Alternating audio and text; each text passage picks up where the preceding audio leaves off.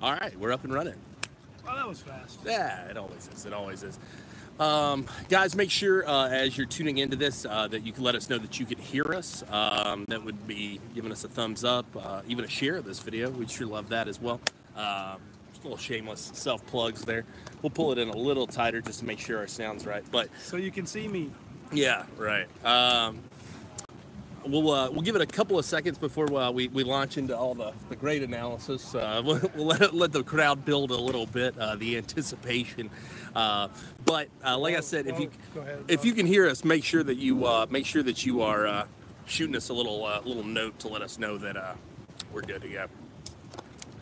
All right, yeah, we got a few people rolling in. Let's go ahead and hop on into it. I'll let everybody know that we're doing this. Hey.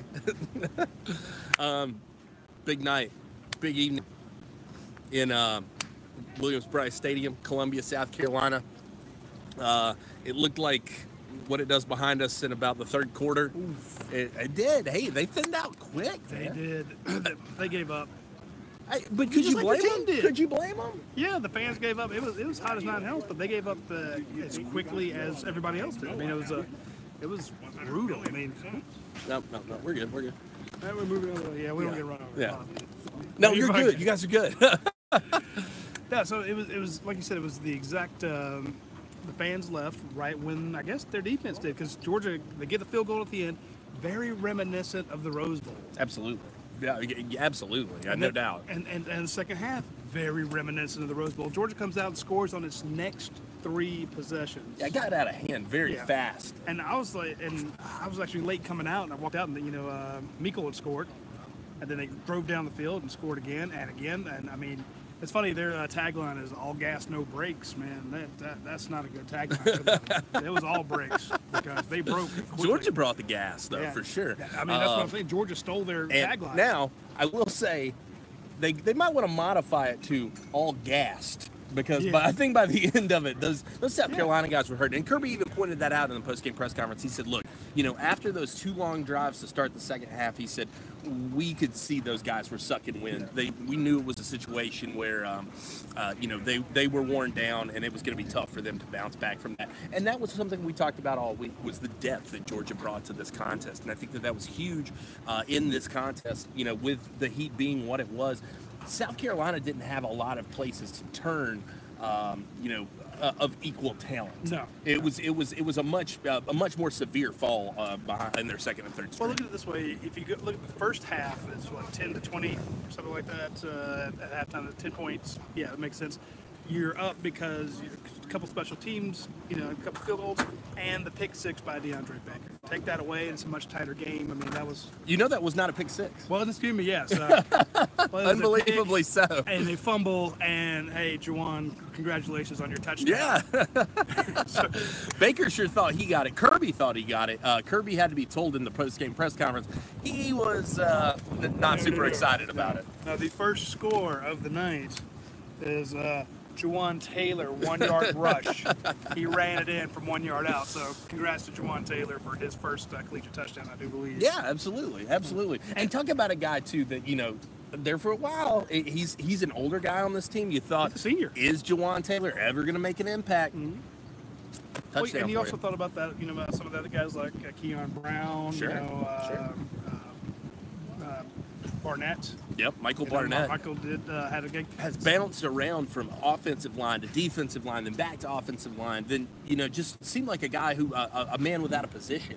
Now seems to have really added to the depth. And talk about, hey, they needed every single one of those guys today because they needed to be able to lean on them. And that was the thing. We saw that Georgia, they scored in the first drive. Then the second drive, they were leaning on them. By the third drive, it was just bully ball. I don't think they threw the ball at all in that third drive.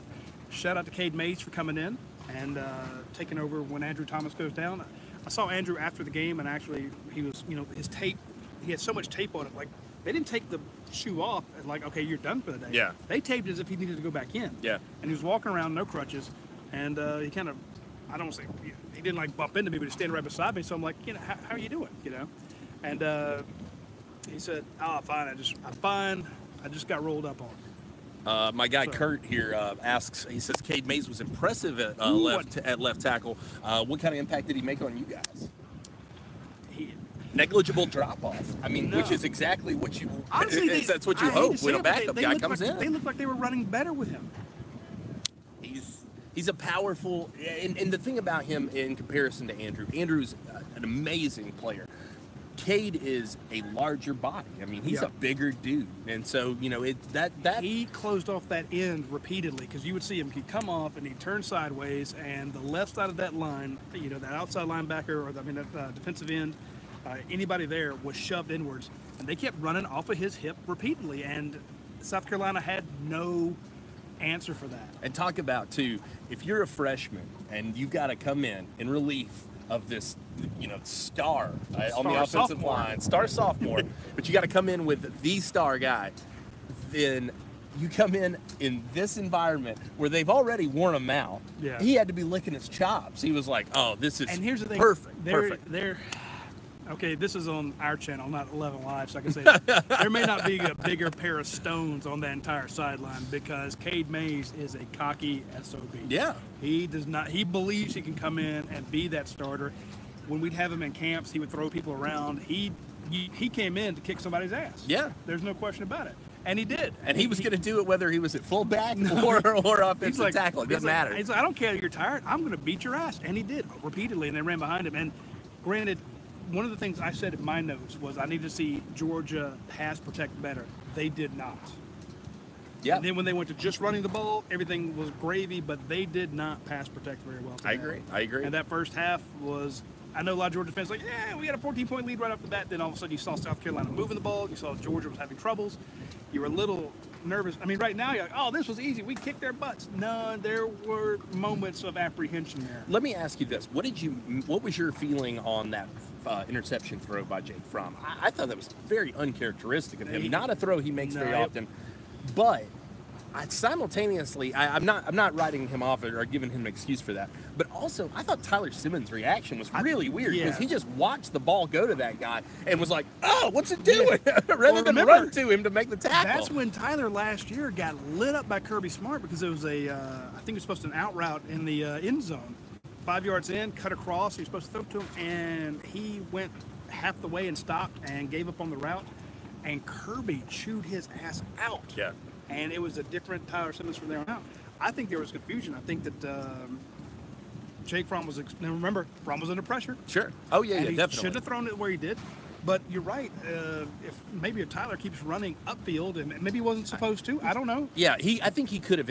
He looked to me like he stopped, realized what was going on, and then pointed to it and was like, "Oh my God, why'd you do that?" Rather than get in position to break the ball up, you know. And I just didn't understand that. Sometimes you got to switch over, play a little defense. That's right. Even when you're a track guy. Yeah. But overall, I mean.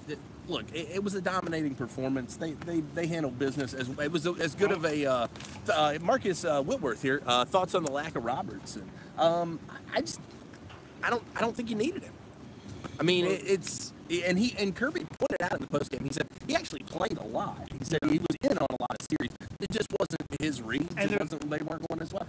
And the first guy to come out of the tunnel, standing next to Kirby Smart, was Demetrius Robertson. So, I mean, he and Kirby are like side by side. He ain't in the doghouse. No, it's not something like that. It wasn't playing thing. And well, I mean, by the same token, if you're worried about, where's Robertson, where was Justin Fields? Sure. But hey, the guy, who are you taking out to put in these other guys? Right. So it's very easy to go through the roster of, the 70 member travel roster, and I noticed that everybody in the media was talking about all the guys that didn't go. And if I'm Kirby Smart, I'm like, screw you guys. Why don't you talk about the 70 dudes I brought, And so, of course, we're always like, oh, well, look, here's who didn't come and here's who didn't come. But you got to remember, if you're going to bring, I think Matt Landers didn't come up. He did not. But which wide receiver do you pull? You brought 13 true freshman scholarship players and an additional walk-on in Matt Downing, your quarterback, right? Your third-string quarterback. A lot of those guys saw action too, and that's a pretty significant talent upgrade there waiting in the wings in those young guys. And so the competition's tough, so I get why we talk about the guys that didn't make it. Sure. It's kind of our true test of the depth chart. Where are you at? Right. Are you essential? Yeah. You know, so we're going to talk about it because it's newsworthy, but it's not the end all be all. And if you see a guy who, my point is, if a guy doesn't get in the game, because we talked about tight ends last year, where are the tight ends? Where are the tight ends? They're playing. Yeah, they're in there. And you see them, they're covered head to toe in dirt. Yep. You know, it's like, well, it looks like Charlie Warner may not have caught a pass, but he probably played 60 downs. Thoughts on Tyson Campbell? I thought he got picked on a little bit early on. Brian Edwards was going to be, I knew that was going to be a tough matchup for him. Brian's an incredible player, a guy Georgia recruited out of high school too, and I really was, you know, watching his film and everything. I was like, this is a guy I would love to cover. He got burned on both the next touchdowns, level. didn't he?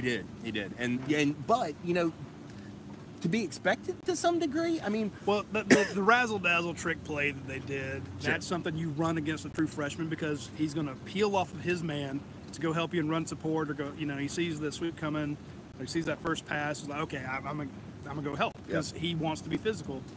He lays off his man, leaves him open. The long one, there was a touchdown, a garbage touchdown at the end of the game. Yes, you'll lose out on some of those, but that, you know, DeAndre Baker's gotten beaten on a long pass like that, you know. And Tyson, you point to any cornerback in the nation at some point, you know, if they target you 30 times, a couple of them are going to go through. Tyson Campbell, I thought also was he's a guy who they were going to test, but luckily for them, he has enough speed and been getting it in. I'm sorry. Says Tyson Campbell was in good position today. That's the thing about it.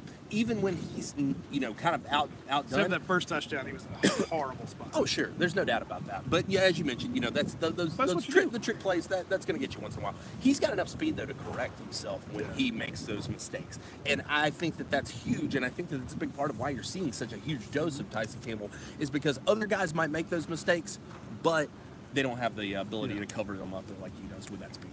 The good question is Jackson Harris's blocking being missed. I don't know. I mean, Charlie Warner is blocking very well. I saw him lay some people out. Isaac Nada was hard on some people today. Yeah.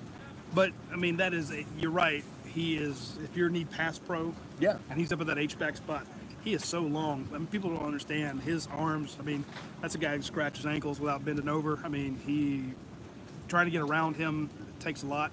He's got quick feet, so it could be, you know, you're missing Jackson Harris. I want real quick note here on going over the stat sheet. I thought this was interesting. South Carolina ran 68 plays. Georgia ran 71 plays. So Georgia only ran 3 more plays than South Carolina did. South Carolina picked up 336 yards.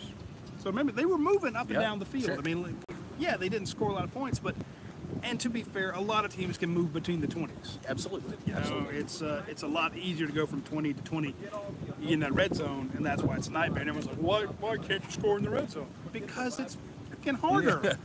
Look at the Falcons. If it was easy, everybody'd do it. All of a sudden, your safeties are up, and the stuff that the defense was giving away is not there. Jay Jimmis says Andrew Thomas just a sprain. That's what Kirby said post game. He said they're going to evaluate it. Said it looked like it was just going to be an ankle sprain. In that 71 plays that Georgia ran, 473 yards versus 336. So you only had 3 more plays, but you gained another 140 yards. That's pretty good. Yeah. That's pretty good. I'm just saying that's a very efficient offense. I think at one point they were averaging 8 yards a play. Again, they had their hiccups, but this is one of the strongest teams you're going to play all year. So if you can whoop them, what was it, 44, 41? What was the final score on that? 41-17. Somebody asked the question, and I think that's important because you mentioned, you know, them being such an impact maker. He said, do you think South Carolina is truly the number 2 team in the East, or do you think you need to be more worried about Florida at this juncture? I don't know. I mean, now you need to be more worried about Florida. But, you know, I don't know that they're necessarily, I mean, it's hard to say. I don't know that I know enough about that Florida team yet. I haven't watched very much of them, so I'd be remiss to kind of.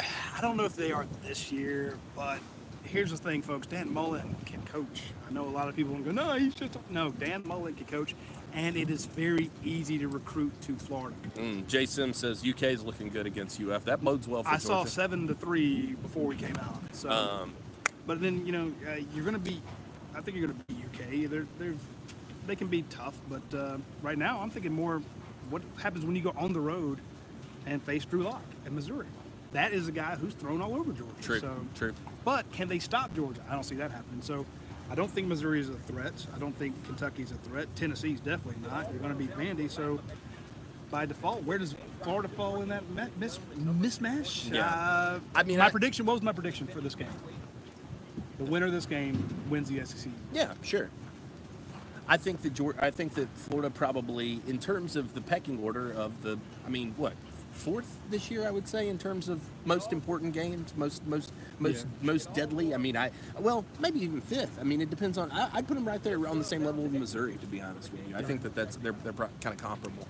Ty Samuel says Auburn is our only tough game. Don't write off Saturday night in Death Valley. That's going to be an exciting one, I think. He's right. I mean, Georgia, yeah, But it's a home game. That's right. So Georgia's going to have that edge for sure. Mecole Hardman, somebody I wanted to talk about today. Somebody who... I'm sorry, Mecole, after the game, after we'd done our interviews, everybody leaves, he goes, what were my stats? And it was neat because he knew he had done well. He was curious as a number, and I'm like, I don't know. I had 103 yards. And he's like, yeah, because it's been a long time since the Georgia wide receivers had a 100-yard game. Yeah. So... Absolutely. Mecole, great day for him. I thought he played very, very well. Tyler Simmons with a great block on that one, on one of the touchdown scores for him. DeAndre Swift, effective. Yeah, 12 carries, 67 yards, averaging 5.3 yards a carry, and then he had a few catches too, I believe. Whoa, hold on here. I wanted to see Elijah Holyfield averaging 8.4 a carry. Yeah. Not bad. So the leading rusher today. Indeed. So and only on 9 carries, whereas DeAndre Swift had 12. So he had 3 less carries and what was it, about 12 more yards than Swift. I'm not saying Elijah Holyfield is your number one back, but boy, he ran like a number one back today. He sure did. That was some tough sledding. He really did. And a lot of it was even outside the tackles. Remember, we were talking about who's going to be the in between the tackles guy. But he pumped a few of them out there. Now look at these tackle numbers as well. Your leader in the clubhouse today, Mr. Richard LeCount, the Count himself. I thought that was very impactful. You could see on that play that they reviewed, that was the almost catch on the sideline. Kirby Smart he said after at the press conference that he was upset because he felt like South Carolina was just getting another chance to go for it. But you could see, man, he wanted Richard to have that one so bad, and he was on him.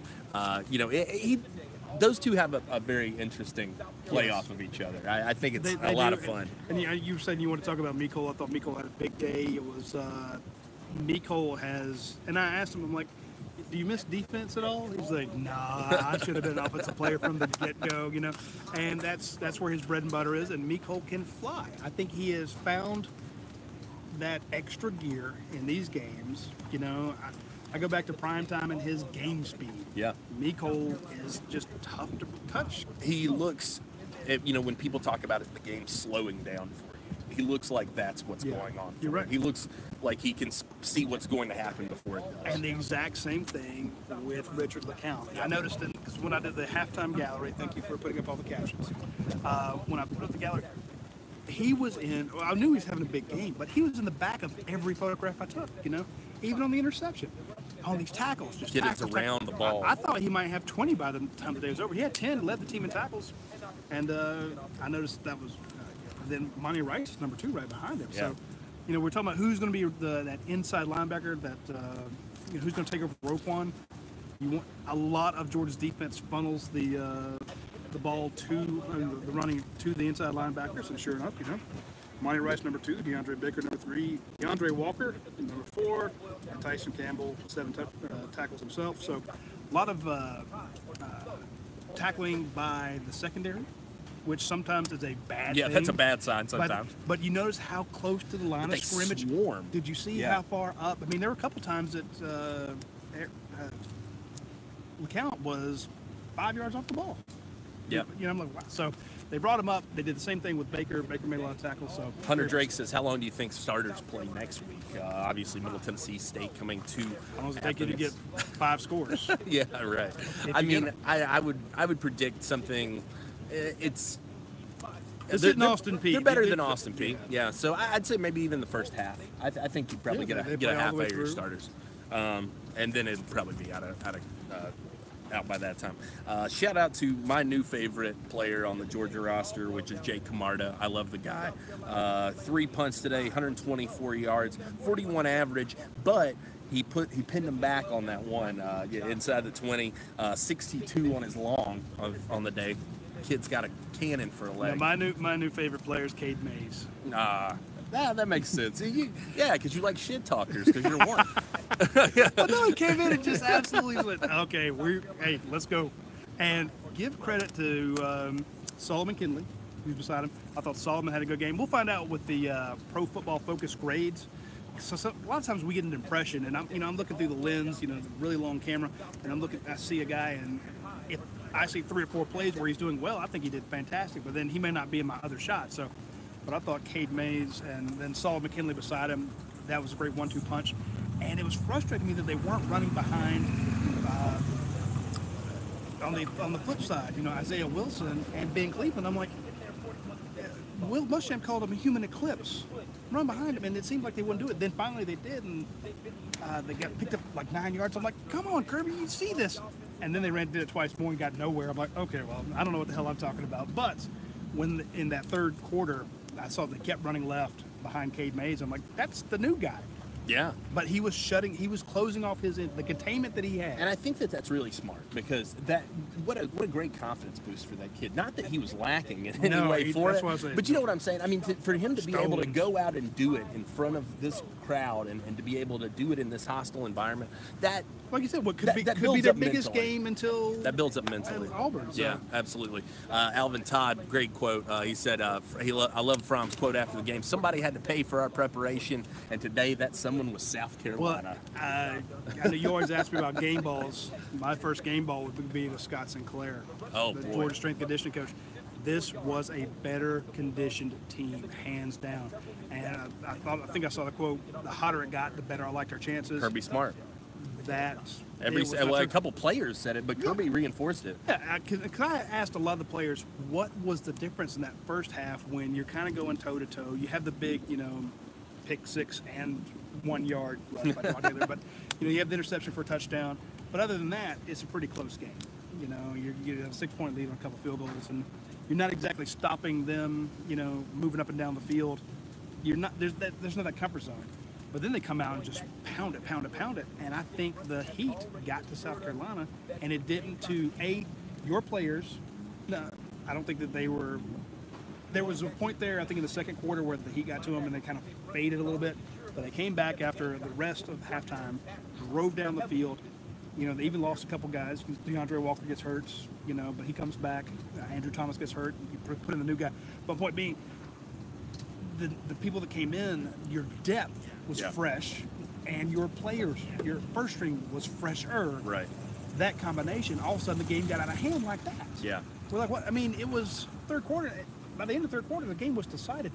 Matter of fact, Georgia fans in the upper deck here were singing. We're doing Sandstorm. Yeah. Yeah, they were. I swear to God, I saw them. Now that I didn't see. But I did do the hey, bye song, It was 9 minutes left in the third quarter. Hey, shout out to Georgia fans too. By the way, you guys are traveling very, very well already this season. That was a good showing by them. There's 9 minutes left in the third. We're only 6 minutes into the half. Absolutely. But Georgia scored twice. Absolutely. And at that point, you're up 34-10. Yeah. Yeah, game's done. So you gave a game ball to Scott Sinclair. I'm going to give one to Mecole Hardman. I thought that I think he's very deserving today. Popped off a couple big ones. A guy who I think he's picking up the stride, and that's a dangerous thing. Go for Heisman because there's a bunch of dudes on this team. You got Terry Godwin, you got Kieran Jackson, you got Demetrius Robertson. These are dudes. And this was the thing I did. Speaking to 11 Live, but we did a Facebook Live chat prior to the game with 11 Live, and I was talking to the guys there, and they said, "What about Demetrius Robertson?" They pointed to him. I'm like, "Well, here's the thing. If you want to focus on Demetrius, Terry Godwin will burn you. If you want to focus on Terry Godwin, Demetrius will burn you. If you focus on both of those two, Mecole Hardman is going to kill you. And if you want to go 4 verts, and then put Tyler Simmons out there, Tyler's going to make you look bad." Or, we've mentioned Riley Ridley. Yeah. So right now, you pick your poison and then go through the backs. Okay, so you had 3 okay, Elijah Holyfield scores, DeAndre Swift scores, Brian Herring scores, then James Cook comes in and carries it 11 times. And could have scored if they'd wanted to. Yeah, absolutely. No doubt. If they were letting, what is he, 135 pounds wet holding a brick, and they're running him between the tackles just to run the clock out. Pitch it to him on a jet sweep and let him go to town. So, in other words, you got a stable of backs, stable wide receivers, stable tight ends, and an offensive line that's disgusting. I mean, if you're a Georgia fan, you have to feel ecstatic tonight because you're like, hey, even with all the hiccups you were having on defense, you kicked their butts. Another game ball I want to give out, Jake Fromm. I know he had the real bad interception, but 15 of 18 on the day otherwise. I mean, picking them apart. And, we've talked about this idea of Fromm as the game manager. People don't like that term, but he did exactly what you needed him to do today. I want to jump in with this point. He got to the line of scrimmage at one point in the second quarter. First quarter. And he checked out of a play and then hands off to Elijah Holyfield, and there was no one there. He saw something in that defense. He's like, oh, no, we're not going to run that. Let's run this. And they were about to snap it. He stopped them, hands the ball off to Elijah Holyfield, and Elijah's like, you could have run a Mack truck through that hole that was because there's nobody there. He saw the defense clear out, and he switched out of whatever they were going to run. Game manager or not, that was smart thinking. And now, what does that do for his stats? 0. It shows nothing. He didn't throw it. Doesn't do anything. But you got to think in the film room. Oh yeah. Jim Chaney's gonna be like, "Thank you for seeing that." Absolutely. At the last second and getting them and just tearing a hole in them. So. Absolutely. Any other game balls you want to divvy out? Richard LeCount, Richie Juwan Taylor. Yeah, absolutely. Those two guys I thought had monster games. Juwan was everywhere. He didn't. Here's the thing: he didn't have as many tackles as Monty Rice, but the ones he did have were big. Plus, hey man. Defensive guy makes a score. That could have been a ball recovered on the 1-yard line. I'll tell you what, too. DeAndre Walker, 1 sack on the day. I got a feeling that number is going to continually increase because he's just back there all the time. Well, when they ran that jet sweep, and he was rode the guy like a bull. Well, it was like the kid ran into a wall because he's flying. And all of a sudden you're like, oh crap, and he ran into Walker. It's like boom, and they, like you said, rode him to the ground. I heard that hit all the way in the end zone. Yeah. I think they heard it all the way back in Athens, so that was brutal. Definitely. I know we're talking all good stuff, and there were a few bad things, but it was a good game when you scored the most points that you've ever had in this stadium since 1894. Wow. Yeah. Wow. Which I think in 1894 there was the first meeting between the two teams, and Georgia won 40-0. So this is the first time they've scored over 40. And I said earlier this week, and I pointed this out, make sure you go over and check out 4 Down Territory over on the site, because I said this is the game that's going to set the tone for a lot of what happens on the recruiting trail, as well as on the field for the coming months. Your next your next marquee game, obviously Missouri is one to keep an eye on. But your marquee game, your national attention game, I think LSU is the next one. That's almost a month away.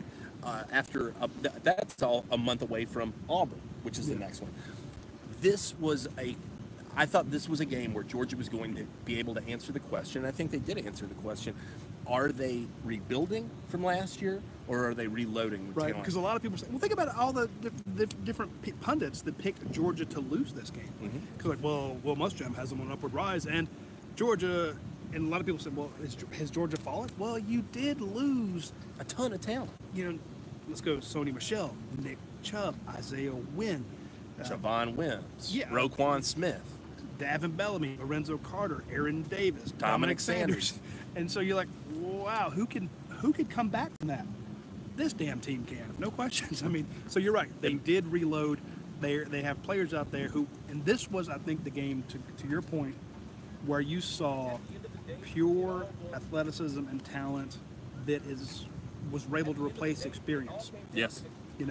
Because you lose your starting left tackle and you put in a guy who actually might have graded out better than the guy that was there. Yeah, not bad for a freshman. All right, guys, we're going to wrap things up here from Columbia. Hopefully we can get home at some point. While you're here on our YouTube channel, make sure you check out all the videos. We got all the player interviews up, as well as Kirby Smart's post-game press conference. And two things you need to know. We have a new partnership with Pro Football Focus you need to check out.